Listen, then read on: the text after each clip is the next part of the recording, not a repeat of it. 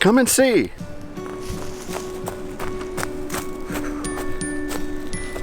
Well, what I wanted to show you was that we're at a crossroads here. We've got this path behind me. There's another one coming up here, and then the path that we just came from. And it reminds me of Jeremiah 6:16 that says, like, here we are, we're standing at the crossroads. Look. So I'm just going to pause a moment. I'm going to turn and look. Stand at the crossroads and look. Ask for the ancient path. Ask where the good way is. Ask where the good way is. And as we're asking where the good way is, it's almost inferred that you are listening and being still before God. Being still, looking for the good way. And then once you find it, walk in it. And you will find rest for your soul. So I wanted to show you this crossroads here. And we're asking God to show us where the good way is. And we're asking God to give us rest for our souls. And so here we are at Camp Cutteru. I'm going to take you off to another place. It's a beautiful place, and I want to share some more with you there.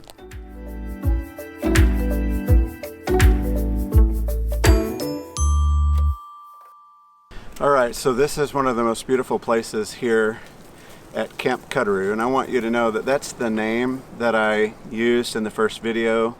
And if you want to see that first video that we shot, you can go to a link in the description below.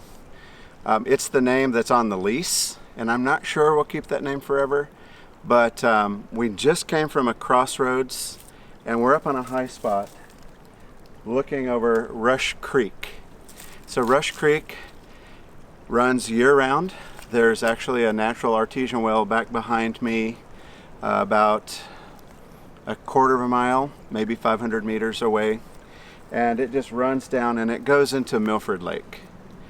And what I wanted to share with you is that if you didn't watch that first video, we were given a long-term lease, and we would be Extreme Encounters. And so the nonprofit Extreme Encounters have been given this long-term lease, and we're in the process of stewarding it.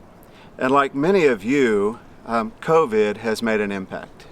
The impact of COVID for us has been a green light for us to not only continue building cabins, but to shoot for a goal to have this camp be able to sleep, feed, and have like bathroom facilities and showers for 50.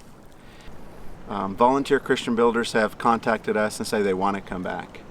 And so part of me praying as the point person for Extreme Encounters for this development is really believing that as I stand at the crossroad and look to steward this property, that God will provide partners in the area of builders, people that would come and help provide the food, people providing the finances.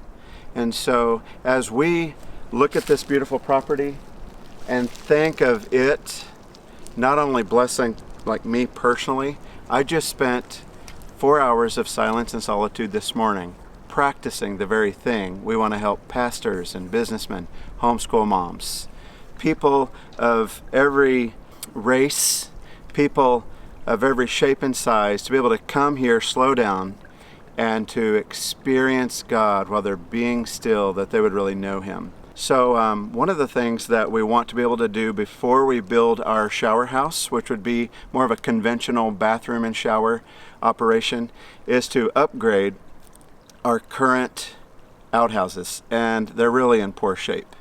And so we want to upgrade those. We want to be able to put new windows in the lodge. And we're going to put in 2 rows of windows, and then we'll just fill in at the bottom to make the lodge officially 4th season. So we're continuing to move forward to develop this property, including the floor, concrete floor in the lodge. We would like to stain the floor there, and we're excited to put a bathroom and running water in the lodge, and that would be in the new little guest room there.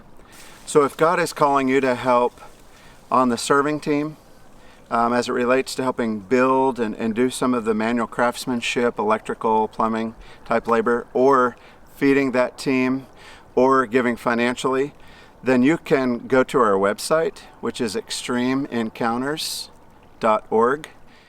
Well, I asked you when we first started the video to come and see. And we went to a crossroads and looked, and I shared a little bit with you about the opportunities here.